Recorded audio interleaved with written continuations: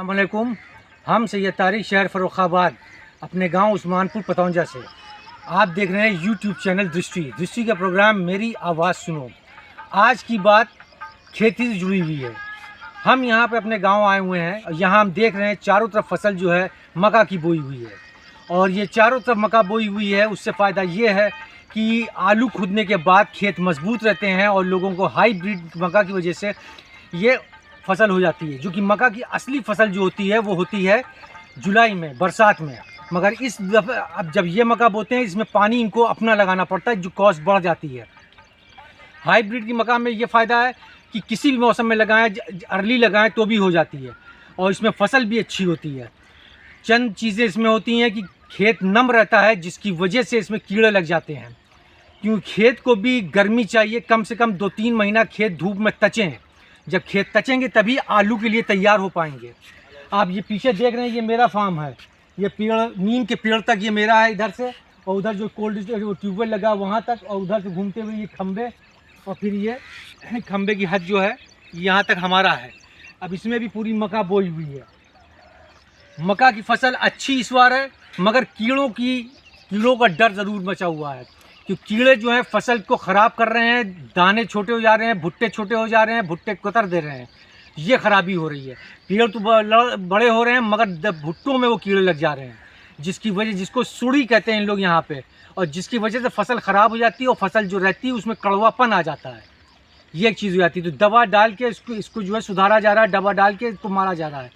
मगर दवा का भी अपना इफेक्ट होता है। दवा से बचाते तो हम फसल को, मगर ये दवा जो है हम लोग के ऊपर असर करती है, क्योंकि हम लोग अल्टीमेटली इसको कंज्यूम करते हैं।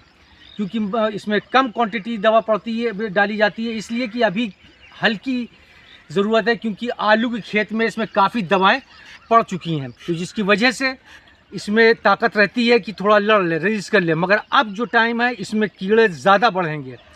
गर्मी जब पैदा हुई है हल्की सी, अब इसको काटने के बाद ये खेत काट दिया जाएगा, फिर छोड़ दिया जाएगा, फिर 15-20 दिन के बाद लोग मक्का बो देंगे। क्योंकि लोग ज़्यादा से ज़्यादा अपनी ज़मीन को यूटिलाइज़ करना चाहते हैं।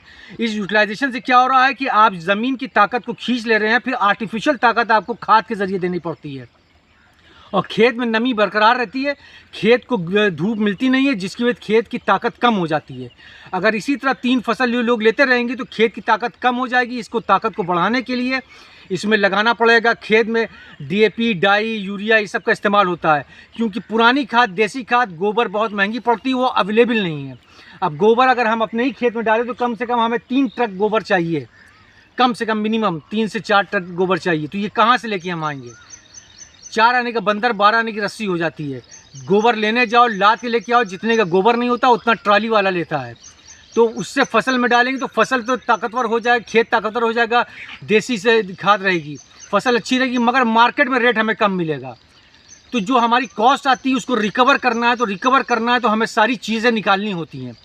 तो इसलिए काश्तकार भी मजबूर है और उसी में पिस रहा है। आलू पिछली बार बहुत सस्ता उग गया था, लोगों का आलू 100 रुपये पैकेट बिका था, लोगों को काफ़ी लॉस हुआ, उनकी पूरी कीमत नहीं निकल पाई। जो कोल्ड का भाड़ा था वो भी नहीं निकल पाया।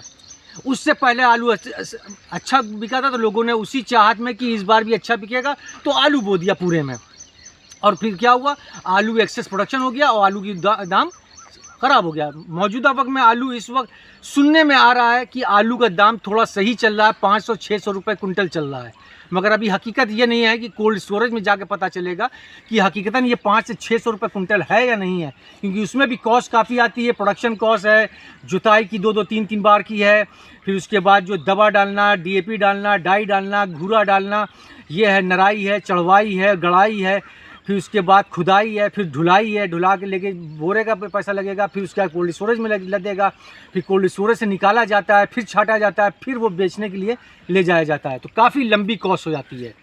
तो ये तमाम चीज़ों को देखना रहता है। काश्तकार बीच में फंसा रहता है, और जो मेन फ़ायदा उठाते हैं वो आढ़तिये उठाते हैं। आढ़तियों को कुछ पैसा नहीं जाता है। जो लॉस होना है वो होना है किसान का, और जो नफ़ा होना है, मैक्सिमम नफ़ा आढ़त का होता है। तो ये तमाम चीज़ों को देखते हुए आगे गवर्नमेंट को कोई ना कोई पॉलिसी ऐसी बनानी चाहिए जिसमें काश्तकार को फ़ायदा हो। शुक्रिया।